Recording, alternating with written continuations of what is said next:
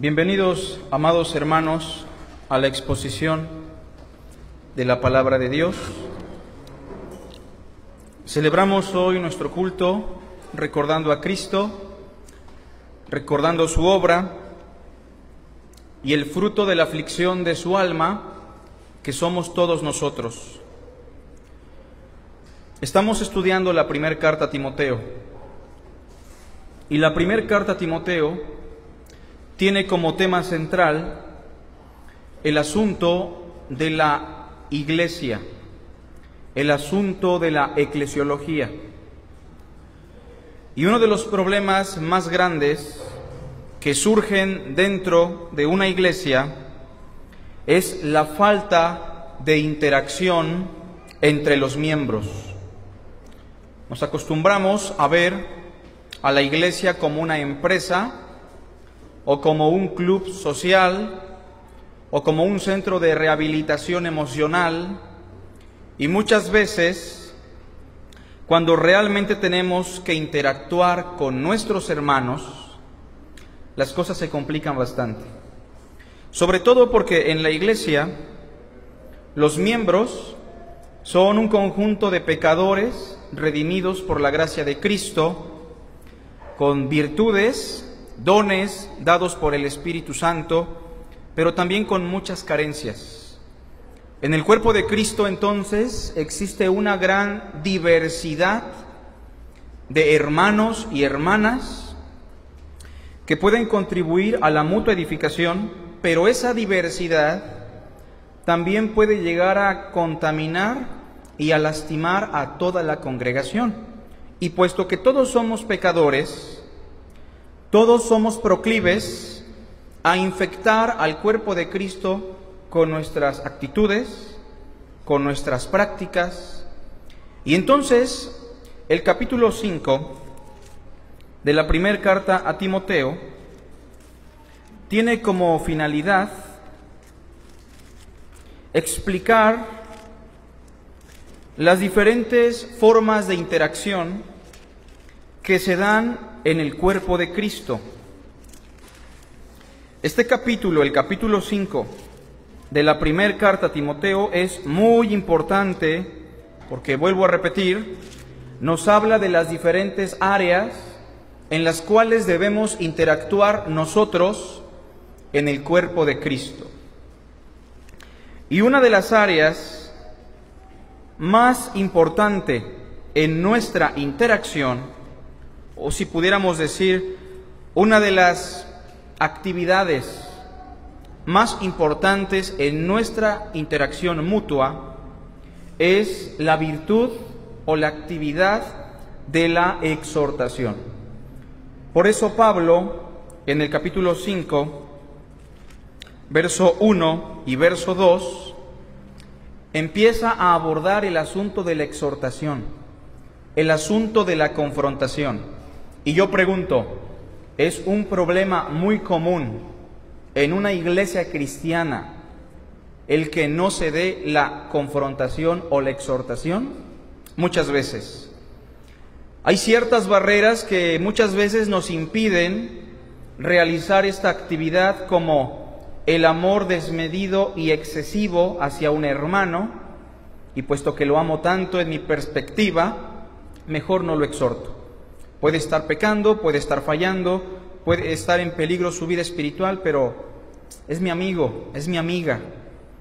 En otras ocasiones, hay hermanos que tienen un carácter fuerte, muy firme, y muchas veces ponemos como pretexto o nos hacemos prejuicios sobre el hermano, sobre la hermana, y no queremos exhortarle, aunque sabemos que tiene una gran necesidad de ser confrontado o confrontada.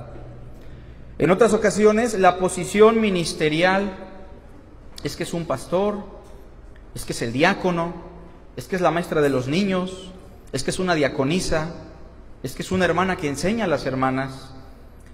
Nos impide también muchas veces llevar a cabo la confrontación. Bueno, pero estas cosas son meramente barreras que debemos derribar, porque no valen delante de Dios. Ámense los unos a los otros como yo los he amado, tiene una gran diversidad de implicaciones, como sopórtense los unos a los otros, perdónense los unos a los otros, y en este caso, exhórtense los unos a los otros. Y entonces, en el primer eslabón de esta cadena de interacción en la Iglesia, hoy hablaremos de la necesidad de la exhortación unos con otros. La necesidad de la exhortación los unos con los otros. Aquí sí es importante, mis hermanos, quien quiera que sea usted, y cuando digo esto también me incluyo a mí, que usted no puede actuar en la congregación bajo sus propios principios. Sí, es que el hermano necesita confrontación, pero no, yo creo que lo mejor es esto. Mejor vamos a orar por él. Dios no dice eso. Sí, es que creo que el hermano tiene algo contra mí y debo ir a hablar con él, reconciliarme, pero yo creo que lo mejor sería esto o aquello. En casos muy extremos, pues mejor me voy de la iglesia, si ya no soy de bendición. Expresiones que son meramente placebos, válvulas de escape hacia lo que Cristo nos exige, la confrontación. Bueno, aún peor, hay personas que llegan al culto dominical semana tras semana y ni siquiera conocen a los demás. Una vez terminado el culto dominical, el servicio de adoración, parten a su hogar, a sus actividades y no se involucran en la vida de la iglesia. Ser iglesia es complicado, ¿no? Ser iglesia es difícil porque tiene una serie de responsabilidades, más allá de las responsabilidades ministeriales. Una de las responsabilidades es amarnos, y el amor es soportarnos, el amor es perdonarnos, y el amor es confrontarnos. Recordemos también algo, que Dios no nos ha dado un espíritu de cobardía, sino de amor, de fe y de dominio propio. Los cobardes encabezan la lista de las personas que van al lago de fuego, según Apocalipsis 21:8. Así que no debemos ser cobardes con respecto a nuestra interacción, debemos hablar. Bueno, es importante entonces confrontarnos, exhortarnos, pero antes de eso, Pablo nos quiere explicar qué cosas yo debo considerar antes de exhortar a mi hermano. ¿Qué cosas yo debo de saber? ¿Qué consideraciones debo tomar en cuenta antes de confrontar a mi hermana o a mi hermano que están fallando? Y en el capítulo 5, verso 1 al 2, tenemos tres cosas importantes que hoy vamos a considerar y que no se debe quedar en mera información, que debemos aplicar. ¿Cuántas veces no hemos escuchado? Es que yo no estoy dado a la exhortación, a mí no se me da, no me fluyen las palabras, me da miedo, me da pena, me da vergüenza, tal vez se vaya a ofender. Mis hermanos, debemos hacerlo bajo las consideraciones que ahora vamos a mencionar.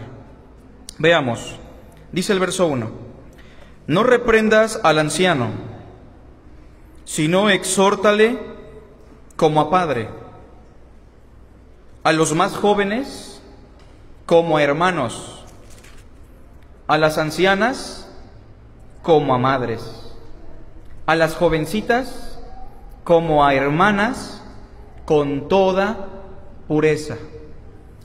Pregunto yo, ¿Pablo aquí aborda el asunto de la exhortación, sí o no? Y menciona al menos tres cosas que debemos considerar a la hora de exhortarnos los unos a los otros. En primer lugar, la primera cosa a considerar es, en la pantalla lo ponemos, considerar a la iglesia como nuestra familia. Cuando vamos a exhortar a un hermano o a una hermana en la congregación, antes de llegar con nuestro celo, muchas veces tal vez justificado, muchas veces antes de llegar con esta persona viéndolo o viéndola como un ser humano normal, Pablo, ¿qué dice? Debes considerarlos como tu propia familia. Y es que ni siquiera es una exageración, esa es la realidad. ¿Somos una familia o no? No nos une la sangre, pero sí nos une la sangre de Cristo. Y nosotros debemos considerarnos como una familia. Y por eso no es correcto que usted llegue al culto, no saluda a nadie y después se vaya, como si nadie existiera. Porque si somos una familia, debemos tener fricción los unos a los otros. Debemos estimularnos los unos a los otros. Pero bueno, en la iglesia hay diferentes miembros de familia. Por ejemplo, el verso 1 nos dice que hay ancianos.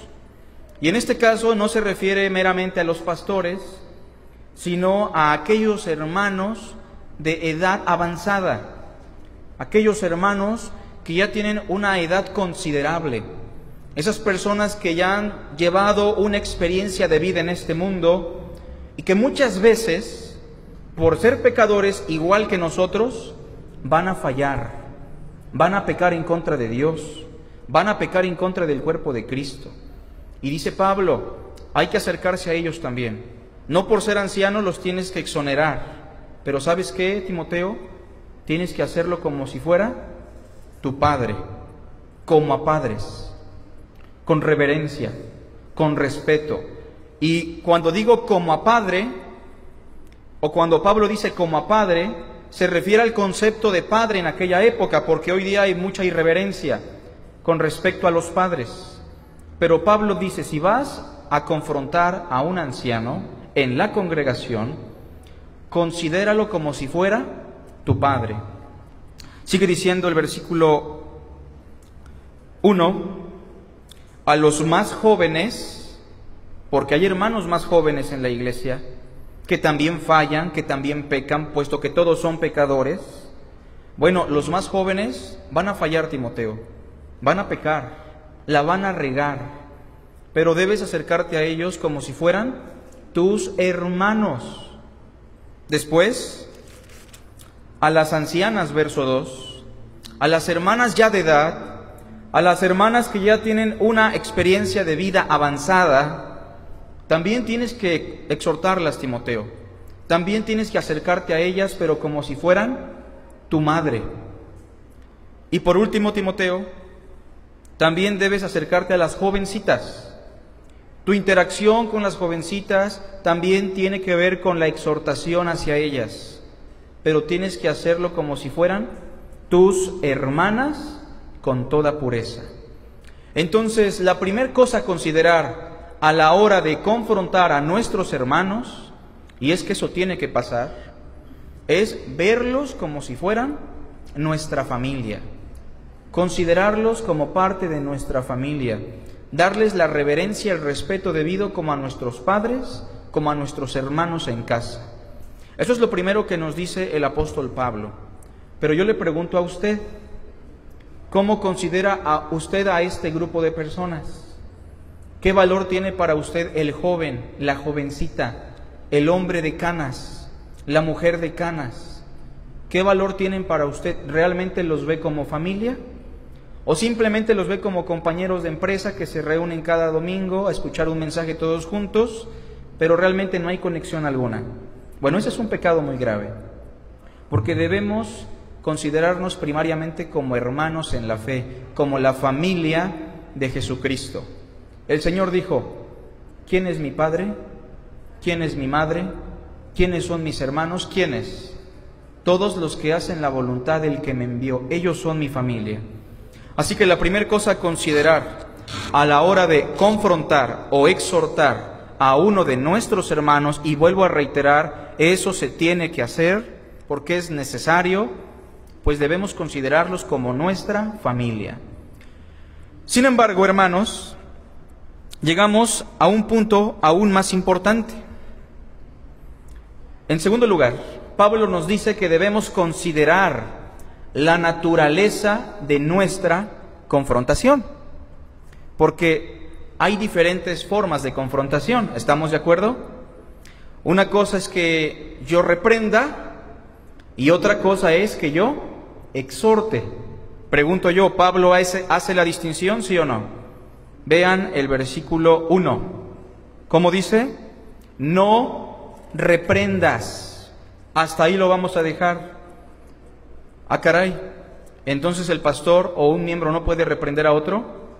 Bueno, sí puede y muchas veces debe, pero en primera instancia, en un primer nivel, Pablo dice, no reprendas al anciano, sino exhórtale. Entonces, la segunda cosa a considerar a la hora de la confrontación es la naturaleza de nuestra confrontación. Si mi confrontación es una reprensión, lo que voy a hacer muchas veces es destruir, endurecer y lastimar a mi hermano o a mi hermana.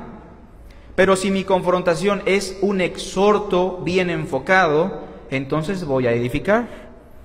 Y entonces, en consejería bíblica, para aquellos que han tomado tal vez el curso en el seminario o en la iglesia, hay dos formas de confrontación que se deben considerar, que precisamente parten de versos como el que acabamos de leer, la distinción entre la reprensión y la exhortación. Bueno, la primera forma de confrontación es a la que se le conoce como la confrontación directa. Es a lo que Pablo dice, no reprendas, es la reprensión, es el regaño, es el consejo ya duro, firme sobre una persona. Y Pablo dice, no reprendas al anciano. No aplica solamente para el anciano, porque aquí estamos ante una gramática bien definida que abarca a todos los eslabones antes mencionados, a los jóvenes, a las ancianas y a las jovencitas. No los reprendas, Timoteo. Eso es muy importante.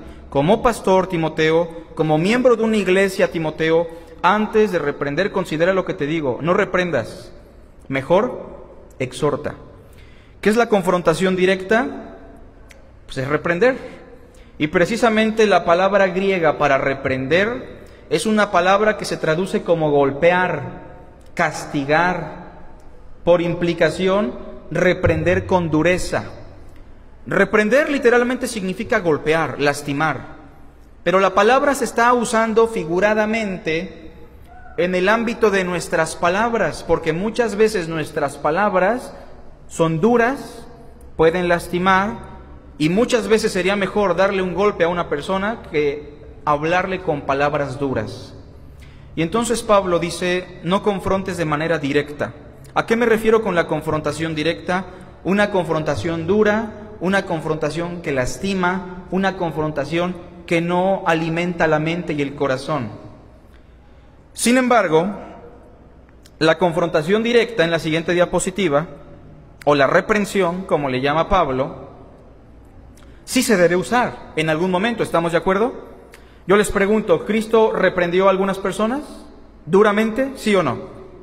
Y en la congregación llega un punto en el cual debemos reprender a ciertos hermanos con dureza, ¿sí o no? Pablo dice que sí. Y eso es muy importante que se interprete como un acto de amor.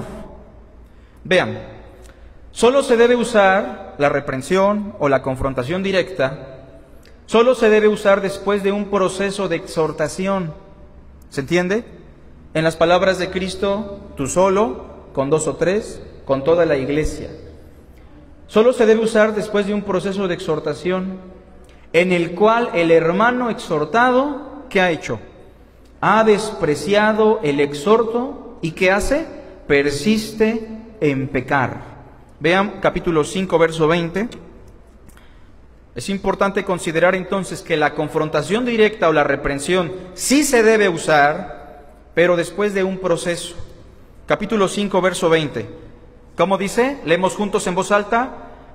A los que persisten en pecar, repréndelos delante de todos, para que los demás también teman. Si el hermano ya fue animado, ya fue consolado, ya fue exhortado con mucha paciencia 1, 2, 3 veces, aquí Pablo usa el elemento que explicó Cristo, delante de todos en la congregación, ya tienen que reprenderlo duramente. Es lo que dice Pablo, ¿o no? No lo digo yo, lo dice la Escritura. Pero reitero, esto después de un proceso. También vean conmigo Tito, que está en el ámbito de las cartas pastorales. Tito 3, verso 10 y 11. Tito 3, verso 10 y 11.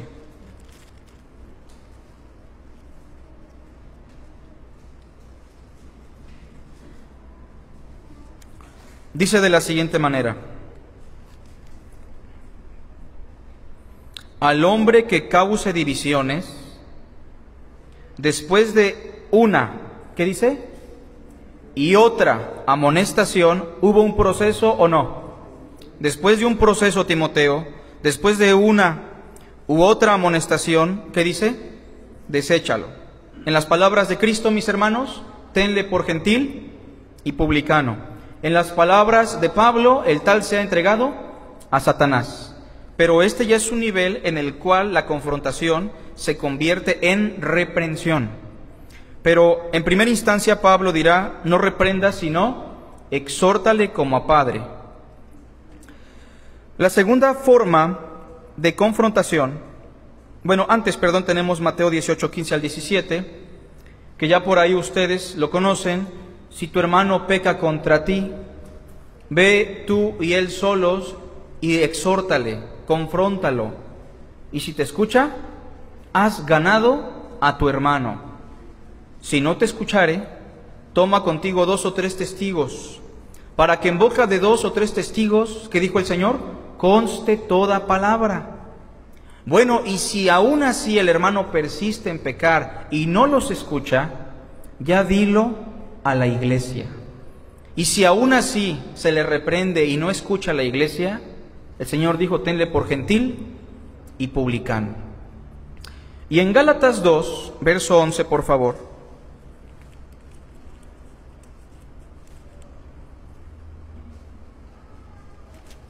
Busquemos Gálatas 2, 11.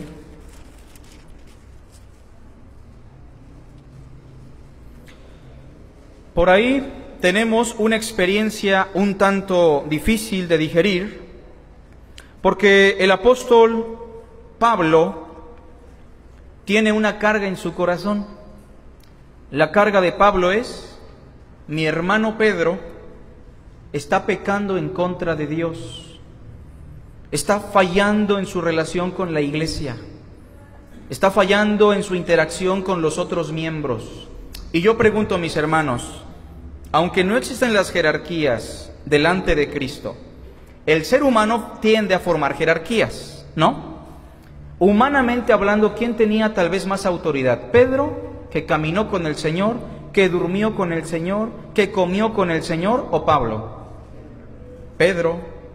La mayor parte de los hermanos muy seguramente le daban un valor inadecuado a Pedro por haber estado con el Señor. Y Pablo, aunque tenía cierta autoridad, sí nos damos cuenta que en las cartas pastorales o en la carta de Corinto, primera y segunda, lo estaban incluso menospreciando. ¿Acaso eres tú apóstol? ¿Es el reclamo? ¿A poco él estuvo con el Señor? Él dice, si para algunos no soy apóstol, para ustedes lo soy. El punto es que en ese sentido, Pablo no se siente agüitado, ni su intención ha menguado en cuanto a Pedro. Y dice el verso 11, pero cuando Pedro vino a Antioquía, a un lugar de gentiles, ¿qué dice? Le resistí cara a cara. En otras palabras, lo confronté. ¿Se entiende? Se dio una confrontación, porque era digno de condenación. Verso 12. Pues antes que viniesen algunos de parte de Jacobo, comía con los gentiles. Imagínense a Pedrito aquí en la iglesia de Jalapa, la verdad que permanece después del culto. Le damos carnitas de cerdo, camarones enchipotlados y muchos otros alimentos que en la ley judía son inmundos. Y Pedro está muy contento comiendo con Rosendo, con Fran, con el primo Iván, con el hermano Rafa, platicando de la palabra de Dios, tomando su refresco. Pero de repente el verso 12 dice que llegaron algunos hermanos de parte de Jacobo. Y cuando llegaron estos hermanos de parte de Jacobo, que eran judíos, el verso 12 dice que se retraía y se apartaba porque tenía miedo de los de la circuncisión. Entonces Pedrito, cuando veía entrar por la puerta de la iglesia a los hermanos judíos, que venían bien ayunados, que venían orando en el camino y que se retraían de ciertos alimentos, Pedro se juntaba con ellos, menospreciaba la comida que le daban los hermanos gentiles y ni siquiera quería comer porque tenía temor del ser humano. ¿Cómo se le llama ese pecado? Hipocresía, legalismo, falsedad, mentira, soberbia, si quieren. Es el pecado de Pedro, grave. Pregunta, ¿era ya un anciano o no? ¿Sí? ¿Era un hombre de autoridad? ¿Sí o no? De mucho respeto. Pero su problema ya estaba afectando a muchos hermanos y se ve que ya era muy palpable. Dice el versículo 13, y en su simulación participaban también los otros judíos, de tal manera que aún Bernabé fue también arrastrado por la hipocresía de ellos. Pero cuando vi que no andaban rectamente conforme a la verdad del Evangelio, dije, pues yo creo que nada más no me junto con ellos, me voy a otra iglesia y se acabó el asunto. ¿Dijo eso Pedro? No. ¿Qué dijo Pedro? ¿Qué dijo Pablo, perdón? Pues cuando ya vi la simulación y vi que estaba el problema grande, pues lo mejor que hice fue orar por él en secreto. Señor, tú toca su corazón, ayúdale a Pedrito, yo sé que es tu siervo. ¿Hizo eso? No. Pablo es muy realista y dice, dije a Pedro delante de todos. Hermanos, ¿esto es exhorto o ya es reprensión? Esto ya es reprensión, porque lo que está haciendo Pedro es grave. Está afectando la vida espiritual de otros hermanos. Y dice, si tú, Pedro, siendo judío, vives como los gentiles y no como judío, ¿por qué obligas a los gentiles a judaizar? ¿Le faltó el respeto? No, no le faltó el respeto. ¿Fue duro con él? Fue duro con él. ¿Fue directo? Fue directo, pero no le faltó al respeto. ¿Amaba a Pedro? Claro, y por eso lo confrontó. Versículo 15, nosotros judíos de nacimiento, Pedro, y no pecadores de entre los gentiles, sabiendo que el hombre no es justificado por las obras de la ley, sino por la fe de Jesucristo. Nosotros también hemos creído en Jesucristo para ser justificados por la fe de Cristo y no por las obras de la ley, Pedro, por cuanto por las obras de la ley ningún ser humano será justificado. Entonces sí tenemos que hacer esta distinción. No reprendas al anciano, pero eso en primera instancia. Después de 2 o 3 amonestaciones, ya tienes que reprenderlo y delante de todos. Es lo que dice Pablo. Regresando, mis hermanos, a esto de considerar la naturaleza de nuestra confrontación, pues también hay que hablar de lo que es la exhortación. Y la exhortación, en la diapositiva, considerando la naturaleza de nuestra confrontación, Pablo le dice a Timoteo, no reprendas al anciano, sino exhórtale. Muchas veces los hermanos, cuando hablan de exhortación, ya lo interpretan como regaño, pero la exhortación no es regaño. La exhortación se puede traducir como una invitación. A esto en consejería se le conoce como la confrontación nutética. Tal vez pocas veces he escuchado esa confrontación, pero la confrontación nutética es la confrontación que busca que la mente razone. Nutesis es la palabra que se usa. Y nutesis se conforma de 2 vocablos, nous, que es mente, y tesis, que es razonamiento. ¿Qué es la nutesis? El razonamiento mental. ¿Cuál es nuestro objetivo cuando confrontamos a un hermano o una hermana? Que su mente razone, que su corazón tenga otra perspectiva, que su espíritu, su alma, tenga un punto de vista de acuerdo a lo que Dios dice. Una confrontación nutética. Entonces la confrontación nutética es la confrontación que alude a la mente, es la confrontación que estimula los sentidos para el razonamiento del error y considerar así la palabra de Dios. Me gustaría mencionar 2 ejemplos. En Juan 4, por favor.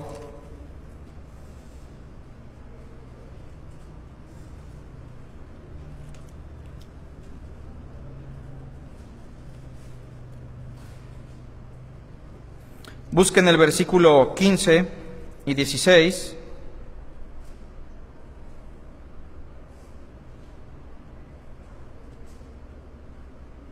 ¿Lo tenemos todos? El Señor está tratando con una mujer que vive en adulterio, que si bien no vende su cuerpo, que si bien no anda con muchos hombres a la vez, se ha divorciado 5 veces y ahora ni siquiera se casó. Se consiguió por ahí a un novio con el cual tiene relaciones sexuales, pero es una mujer que particularmente es dura de corazón y que ella piensa en su perspectiva que todo el mundo la rechaza. En su corazón ella piensa que el problema está en los demás. Por eso cuando va a sacar agua del pozo, va a una hora inadecuada, cuando el sol está con su mayor calor, cuando el día está más cansado para ir a sacar agua al pozo, pero lo hace así porque ella está evadiendo su responsabilidad. No quiere que las mujeres que van a sacar agua al pozo en la mañana o en la tarde se la encuentren y empiecen a murmurar, a criticarla o en su defecto, confrontarla. Y entonces Cristo tiene una tarea muy grande aquí, mis hermanos. ¿Cuál es su tarea? Confrontar. Tratar con una mujer que vive en adulterio. Pero si el Señor Jesús llega y le dice, tengo sed, dame de beber, y de paso, eres una adúltera, necesitas de mí, necesitas arrepentirte, te pido que me sigas, ¿qué va a pasar con ella? Se va a endurecer y no va a escuchar, aunque Cristo tenga razón. Entonces el Señor, a través de un lenguaje metafórico, le dice, yo tengo un agua que te puede quitar la sed. Y la mujer se empieza a interesar y le dice en el versículo 15, vean, la mujer le dijo, Señor, dame esa agua para que no tenga yo sed ni venga aquí a sacarla. Ella interpretó las palabras de Cristo como, se me hace que tú vas a resolverme mis problemas, porque si ya no tengo sed ya no vengo al pozo, y si ya no vengo al pozo ya nadie me va a confrontar. El Señor le dice, sí te la voy a dar, pero antes, verso 16, te voy a pedir algo. Ve, llama a tu marido y ven acá. Esas palabras parecen simples, pero esa palabra de ve, llama a tu marido y ven acá, estuvieron trabajando en la mente de esta mujer como usted no tiene idea. Ella empezó a reflexionar, no tengo marido, he tenido 5 maridos, si le traigo al que tengo se va a dar cuenta que ni es mi marido, es mi novio, es mi amante, tengo relaciones sexuales ilícitas. Su mente se vio confrontada. No hubo necesidad de reprenderla duramente. Inmediatamente después de que ella empezó a razonar en su mente, respondió la mujer y le dijo, no tengo marido. Como cuando alguien da respuesta sobre algo vergonzoso y da la respuesta corta porque no quiere dar detalles. Simplemente no tengo marido. Y es entonces que el Señor saca la espada y la entierra en su corazón. ¿Y qué le dijo? Bien has dicho, no tengo marido, porque 5 maridos has tenido, y el que ahora tienes ni siquiera es tu marido. Esto has dicho con verdad, tú misma lo has dicho. La confrontación nutética o la exhortación entonces es la confrontación que trabaja el razonamiento de la mente, que permite que el hermano o la hermana entiendan su problema. Otro ejemplo, segundo libro de Samuel 12, 1 al 7. Ustedes recordarán que el rey David, mis hermanos, era un rey conforme al corazón de Dios, pero en un momento de su vida quiso ser irresponsable, no fue a la guerra. No solo eso, se volvió perezoso. La pereza lo llevó a la ociosidad. La ociosidad lo llevó a la codicia de una mujer. La codicia lo llevó al adulterio. El adulterio lo llevó a la traición de uno de sus soldados. Y la traición lo llevó al homicidio.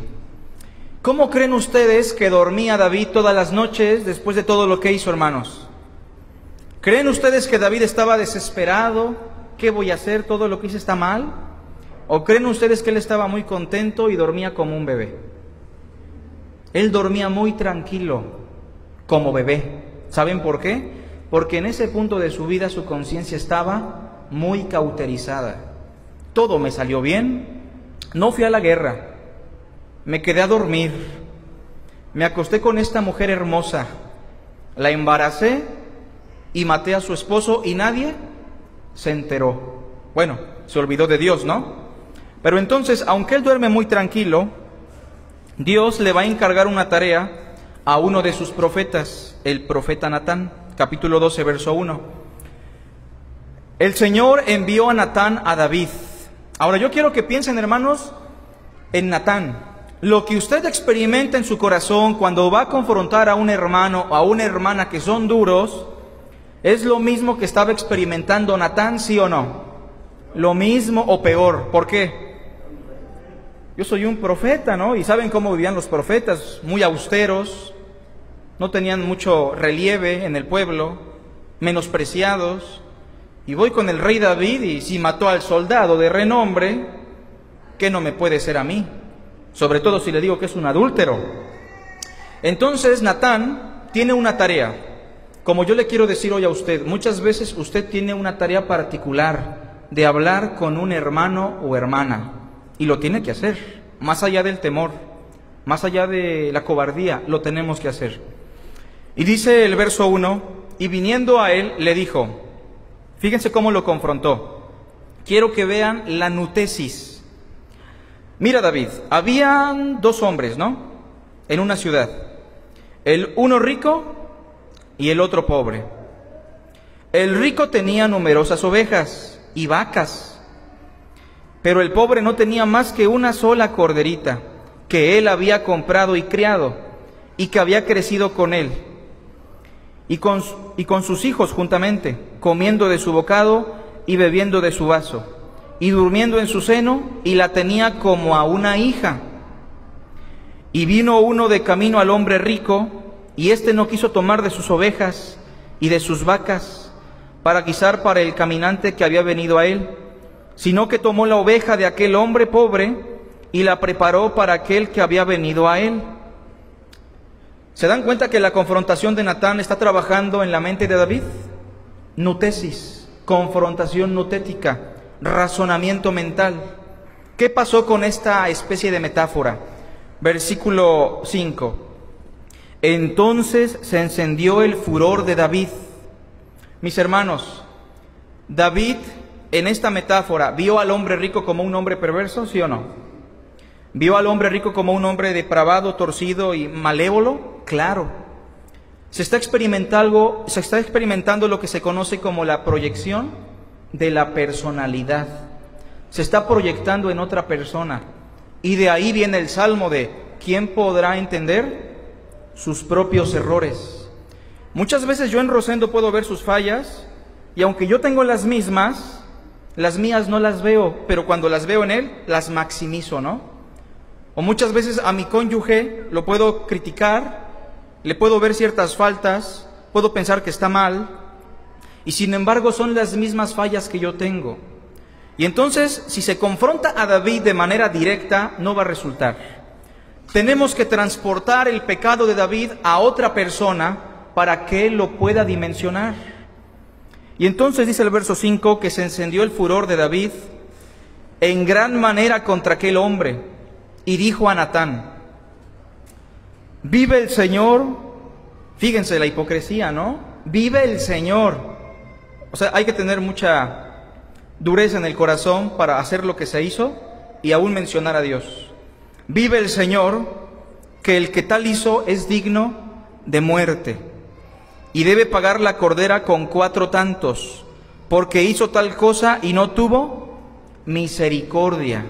Increíble cómo David sí puede ver sus pecados en el otro hombre, que ni siquiera existía. Versículo 7, entonces Natán sacó la espada como el Señor y la enterró en el corazón de David. Noten, entonces dijo Natán a David, tú eres aquel hombre. Así ha dicho el Señor Dios de Israel. Y bueno, empieza la confrontación. Pregunto yo, ¿lo mató o entendió? entendió su pecado. El producto, Salmo 51. Cuando usted confronte a un hermano, si el hermano apenas está iniciando en una falta, usted tiene que ir y confrontarle de manera nutética, con amor. Vemos en la pantalla, por favor. Es el medio que siempre debemos usar para con nuestros hermanos, siempre y cuando estemos llenos de la palabra de Cristo. Por ahí un pastor nos aconsejaba en la juventud: si vas a dar un consejo, asegúrate de que tu consejo venga de un pasaje de la Biblia, si no, tu consejo no sirve. Muchas veces tenemos juntas como iglesia y tenemos que tomar una decisión. Mis hermanos, lo que importa es lo que dice la palabra, ¿o no? Lo que importa es lo que dice Dios. Podemos orar 20, 30 horas y está bien orar, pero Dios ya habló y Dios aquí tiene la respuesta. Si vamos a dar un consejo, tenemos que darlo respaldados en la palabra. Colosenses 3:16, por favor. Colosenses 3:16.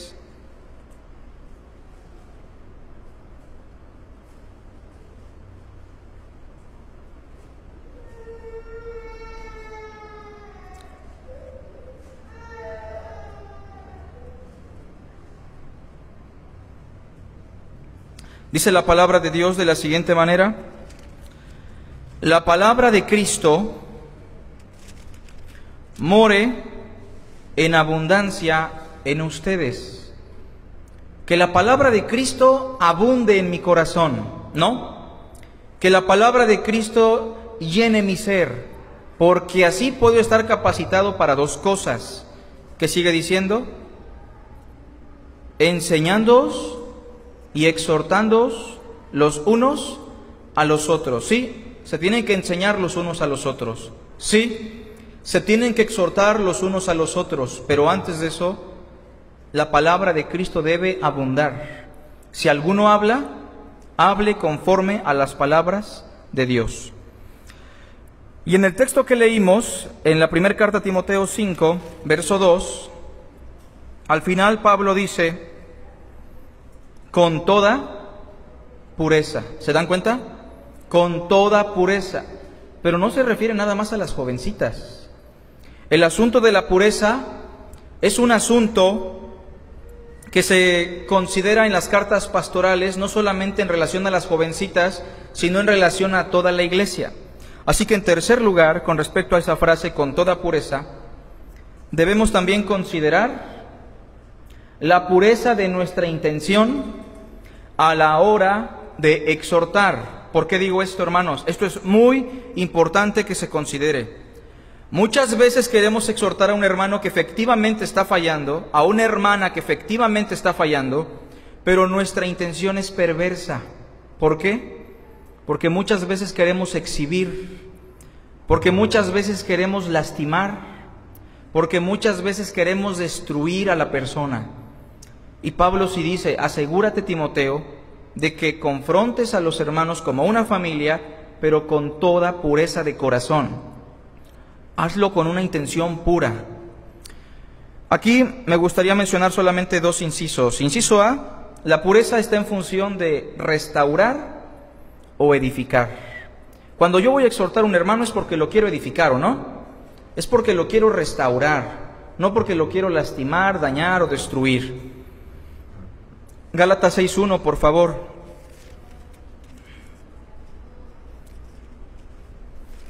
Es un texto interesante.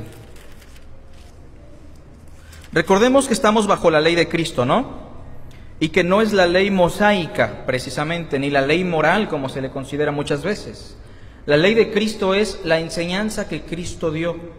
La ley de Cristo se resume en amarnos unos a otros como Él nos amó. Y Gálatas, precisamente, que toma el asunto de la ley y que ya no estamos bajo la ley y que no es un estándar inmutable, puesto que Cristo es el estándar inmutable. Cuando usted sorprende a un miembro del pacto bajo la ley mosaica en aquellos años en una falta, ejemplo, si yo me doy cuenta en aquella época bajo la ley de Moisés que un hermano cayó en un pecado quebrantando la ley, ¿cuál era la encomienda para todos nosotros? En muchas ocasiones, que el tal muera irremisiblemente, ¿sí o no? En muchas ocasiones así era. Pero Pablo aborda la ley de Cristo de la siguiente manera, verso 1: hermanos, si alguno fuere sorprendido en alguna falta, no dice entiérrenlo en la tierra y apedréenlo, no dice eso. Si alguno es sorprendido en alguna falta, exhíbanlo, tampoco. Si alguno es sorprendido en alguna falta, ustedes que son espirituales, o sea, que son maduros, que son personas llenas del Espíritu, se supone, ustedes que son espirituales, restáurenle con espíritu de mansedumbre, considerándote a ti mismo, no sea que tú también seas tentado. Sobrellevad los unos las cargas de los otros, incumplid así la ley de Cristo. También vean, segunda a los Corintios 10:8, segunda carta a los Corintios 10:8.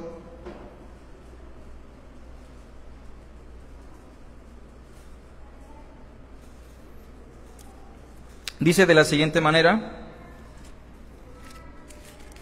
aquí Pablo tratando de abordar el tema de la autoridad de un ministro, pues la autoridad de un ministro en este caso sí existe, pero Pablo dirá, capítulo 10, verso 8, porque aunque me gloríe algo más todavía de nuestra autoridad, la cual el Señor nos dio ¿para qué? Para edificación y no para destrucción. Noten entonces que la confrontación tiene que estar en función de la restauración. ¿Cuál es la intención que hay en mi corazón? Yo les recomiendo algo: si están enojados con el hermano o con la hermana, no es el momento de acercarse, porque tal vez lo van a lastimar y tal vez no van a lograr nada. También vean, hermanos, aquí en primer carta a Tesalonicenses,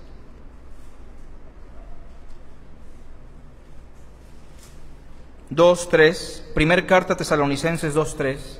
Estamos hablando de la intención que hay en nuestro corazón a la hora de exhortar. Pablo dice con toda pureza. Primera Tesalonicenses 2, versículo 3, dice, todos juntos por favor en voz alta: porque nuestra exhortación no procedió de error, ni de ¿qué? Ni de impureza, ni fue por engaño. Así que Pablo otra vez toma el asunto. Nuestra exhortación no fue de impureza, era una exhortación pura, que venía del amor, que venía de la piedad, de la fe, de la buena conciencia. Y por último, hermanos, inciso B, terminamos. Cuando vamos a confrontar nutéticamente a un hermano con toda pureza, debemos hacerlo bajo dos términos: sin prejuicios y sin ¿qué más? Sin parcialidad. Sin prejuicios significa que antes de hacerme yo ideas de mi hermano, del cómo va a reaccionar, de cómo la persona es en apariencia, dice, no te hagas prejuicios, trátala como a cualquier hermano. A veces hay hermanos, ¿no?, que tenemos la cara así como dura, ¿no?, como si fuéramos malos, pero realmente son hermanos que no son así, ¿no? Tienen un aspecto tal vez enojón o enojona, pero la realidad es que son hermanos que muchas veces tienen un corazón humilde, sencillo, y tenemos que ir a ellos a exhortarles sin hacernos prejuicios. Muchas veces nos hacemos ideas, ¿no? Es que yo creo que va a reaccionar así, es que yo creo que va a reaccionar de esta manera. Bueno, el Señor dice, no te hagas prejuicios. A todos se les tiene que tratar igual, porque si no se está haciendo acepción también de personas. Tiene que ser sin parcialidad, desde los hermanos que ministran la palabra como a cualquier otro hermano que asiste continuamente. Todos tienen que ser exhortados de la misma forma. Vean el texto, por favor. Primer carta a Timoteo 5:21.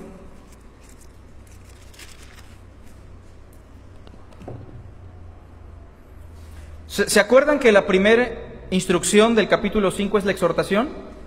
como a padres, como a madres, como hermanos, como hermanas. Bueno, en ese contexto del capítulo 5, en el versículo 21, Pablo concluye diciéndole: te encarezco delante de Dios, Timoteo. O sea, te encargo delante de Dios y del Señor Jesucristo y de sus ángeles escogidos, que guardes estas cosas sin ¿qué? Sin prejuicios, no haciendo nada con parcialidad. Es que es el pastor, se vaya a enojar, ¿no? Me vaya a correr de la iglesia. Bueno, ¿quién dice que el pastor tiene esa autoridad? Es que es familiar del pastor. Es que es el diácono, es que es la maestra que enseña, es que es la maestra de niños. No importa, mis hermanos. El Señor dijo que delante del reino todos somos hermanos y uno es nuestro maestro, el Cristo. Así que hoy hemos considerado 3 principios, 3 consideraciones a la hora de exhortar. Vamos a recapitular. En primer lugar, cuando usted va a exhortar a alguien, tiene que hacerlo considerándolo como un miembro de su familia. Mi padre, mi madre, mi hermano, mi hermana. En segundo lugar, cuando usted va a exhortar, antes de reprender duramente, antes de lastimar, antes de exhibir, Pablo dice: no reprendas duramente, sino exhorta. La confrontación nutética, como lo hizo Natán, como lo hacía Cristo. Cristo muchas veces pudo decirles hipócritas a todos, ¿no? Pero el Señor no lo hizo así siempre. ¿Es bueno darle tributo a César? Él pudo decirles: ya, váyanse de aquí, hipócritas, quieren tentarme. ¿Pero qué les dijo? ¿Qué dice la moneda? ¿De quién es la moneda? ¿Qué imagen tiene la moneda? ¿Sobre qué está trabajando? Sobre su mente. Maestro, para tentarle, ¿cuál es el primer y gran mandamiento de la ley? ¿Lo estaban tentando o no? ¿Qué dijo Cristo? ¿Qué dice la Escritura? ¿Cómo lees? Caray, lo llevó a reflexionar sobre la Escritura. Maestro, ¿quién es mi prójimo? ¿Se acuerdan? Les dio una parábola. Había un hombre que descendió a una ciudad y por ahí lo asaltaron. ¿En qué está trabajando? En su mente. Nutesis, confrontación nutética. Y si no entiende el hermano o la hermana, entonces sí, tomar el proceso que el Señor enseñó y ya reprender duramente, para que todos seamos sanos en la fe. Y tercera consideración, considerar la pureza de nuestra intención a la hora de exhortar. Reitero, si usted está enojado, si el hermano o la hermana le cae mal, primero arrepiéntase usted. Primero, dice el Señor, saque la viga, ¿no? Y después podrá sacar la paja. Así que es importante estas consideraciones que Pablo nos da o que Pablo le dio a Timoteo. Mis hermanos, que esto les sea de mucha bendición. El Señor les dé un espíritu de amor, de fe y de dominio propio. Dios les bendiga.